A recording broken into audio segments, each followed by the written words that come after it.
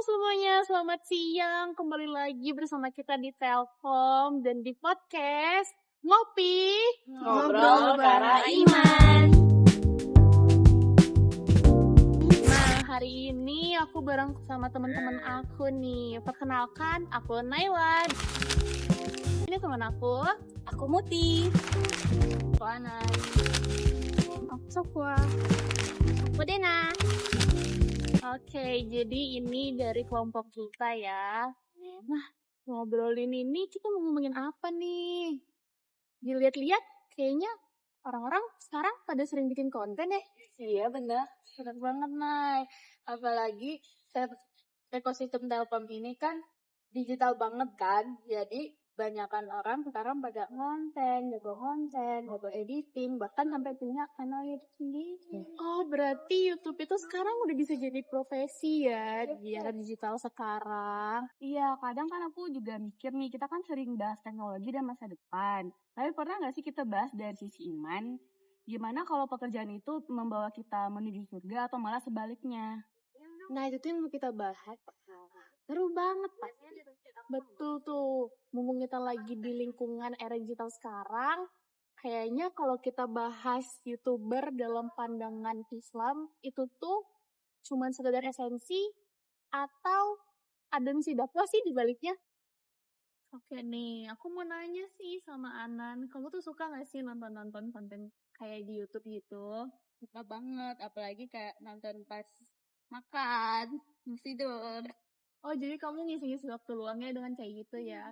Sebenarnya itu kan hal positif, tapi di balik itu kayaknya banyak gak sih hal negatif dari dampak orang bikin YouTube gini? Jujur banyak sih yang bikin khawatir tuh. Apalagi zaman sekarang konten kreator tuh pada menghalalkan segala cara demi viewers.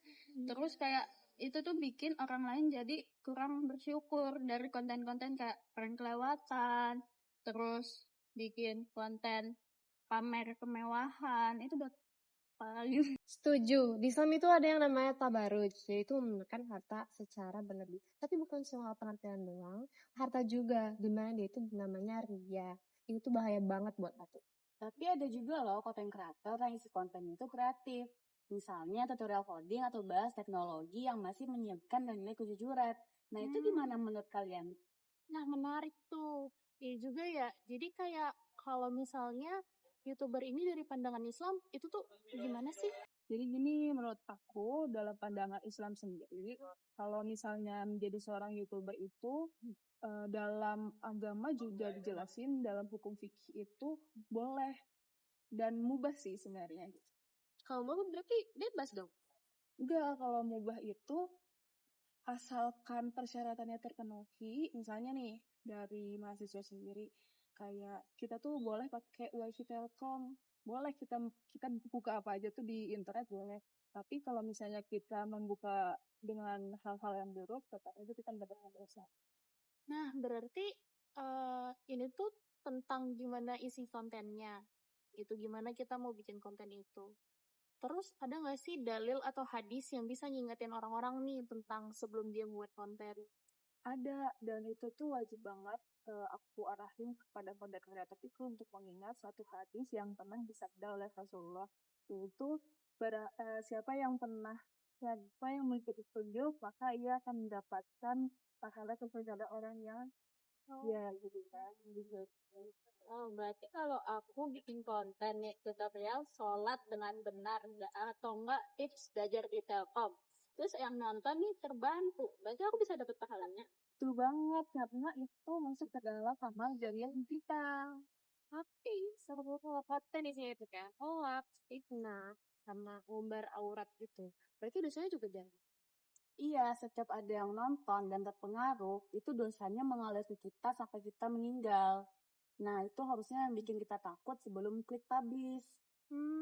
Bener banget tuh. Berarti di jari kita tuh sekarang tuh penentuan ke depannya tuh kontennya bakal kesebar gimana ya? Kalau tentang AdSense gimana tuh? Kan kita nggak bisa pilih tuh iklan apa yang bakal muncul di video kita nanti. Secara teknis sih emang kita tuh masing-masing punya keterbatasan, tapi para ulama tuh berpendapat kalau misalnya kita buat kontennya itu halal dan bermanfaat, insya Allah akan tetap berkah. Tapi kita juga tetap berusaha untuk meminimalisir konten-konten yang gak syar'i melalui pengaturan YouTube. Terus etika sama kreator lain juga penting. Jangan sampai kita besar karena menjatuhkan kreator lain. Oke, aku tambahin ya, jangan sampai gara-gara kita asik ngedit video sampai malam, kita tuh jadi lupa sholat. Jangan sampai dunia digital itu bikin kita lupa sama Allah. Setuju, intinya kita harus mempersiapkan kita buat konten itu buat cari Allah, bukan cuman feedback. Nah, dari tadi kan kita kayak ngomongin tentang kontennya itu dari pandangan Islam kan. Kalau kalian tuh sendiri pernah nggak sih pada bikin konten? Nah, aku pernah dulu pas kecil aku bikin konten selain gitu. Tutorial? Iya. Oh, aku juga pernah tahu bikin konten. Dulu aku semasa SMK, kan aku ada kafe kan. Jadi aku sering kayak vlog gitu kecil-kecilan, ngeliatin. Kalau setiap hari itu aku belajar apa aja. Nah, itu bisa jadi konten bermanfaat itu. Jadi kan kita bisa sharing gimana tentang belajarnya itu. Ada lagi nggak yang pernah? Karena sih pas lagi semester 2 buat film gitu, short movie dari Wow, UKM keren banget. Oh iya, UKM apa tuh nggak boleh tahu? Nah, itu tuh kan kita jadi bisa ngajak-ngajak orang gitu untuk jadi kayak kegiatan bermanfaat gitu. Jadi nggak yang cuman ya udah kita sekedar scrolling aja, kita juga bisa masuk gak sih ke situ. Iya, lumayan juga itu bisa dapat uang juga kan dari YouTube. Tapi kalian pernah nggak sih ngeliat konten yang cringe gitu, gitu? Aku pernah lihat di YouTube itu ada yang kayak aku kasih hadiah segini ya, tapi kamu belanja apapun itu. Oh, kayak yang dia demi konten dia kayak di-give gitu, dia mau ngelakuin apa aja demi itu gitu ya. Iya.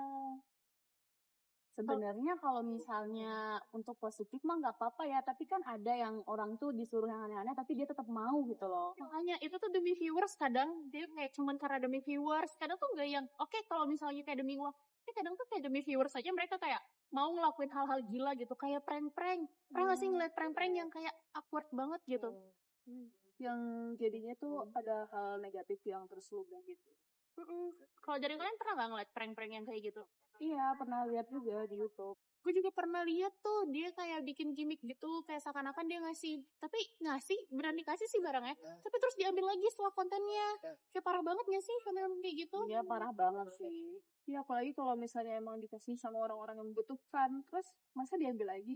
Iya, jadi kayak orang-orang bener-bener demi konten kayak ngelakuin apa aja gitu di depan kamera, tapi di belakangnya mereka ya udah gitu. Kadang itu sih yang bikin miris. Bikin sakit hati orang gak sih? Iya. Terus kan orang yang nonton kayak nanti ada aja gitu yang tahu gimana ceritanya, terus mereka bisa ngikutin gitu ke arah yang gak benar jadinya. Iya, malah bikin generasi itu jadi makin negatif. Nah itu tuh yang bisa kesebar karena konten-konten yang kayak gini. Takutnya anak-anak kecil yang nonton jadi ngikutin gitu loh. Iya, apalagi kayak konten yang mungkin menurut mereka tuh kayak ya udah fun, mereka main, tapi nggak tahu kan yang nonton kontennya siapa, karena gimana pun konten kan semua orang bakal nonton gitu. Jadi itu tuh kita tuh harus ngeliat gimana konten itu bakal kesebarnya buat siapa. Wah, nggak kerasa ya kita dari tadi ngobrol udah lama banget, yang awalnya cerah nih karena udah mendung, takut banget hujan ya Iya sih. nih, takut hujan nih. Nah sebelum itu Waduh, udah gemuruh nih. sebelum ini kita kasih kata-kata dulu nggak sih, kata-katanya? Iya, boleh. Gunakanlah kreativitas semua untuk membangun umat, bukan hanya sekedar membangun akun. Cakep, lanjut. Ingat, kamera YouTube itu untuk merekam dunia, tapi ingat ada malaikat yang mencatat buat akhirat. Lanjut kak. Jadilah konten kreator yang bikin penonton dekat sama Allah. YouTube adalah alat yang menjadikan saksi kebaikan di hari H nanti. Oke, terima kasih kata-katanya ya teman-teman. Terima kasih juga buat yang udah nonton. Kayaknya segini dulu podcastnya karena ini udah mendung banget, angin sudah kencang. Iya, takut hujan. Takut nanti kita kebayur ini. Jadi kayaknya dari kita terima kasih yang udah nonton, dan terima kasih juga buat teman-teman aku yang udah nemenin kita dari tadi. Wassalamualaikum warahmatullahi wabarakatuh. Nah, bener banget. Itu tuh kayak Aku belum tutup. Iya, kadang aku juga mikir Beneran mikir lagi.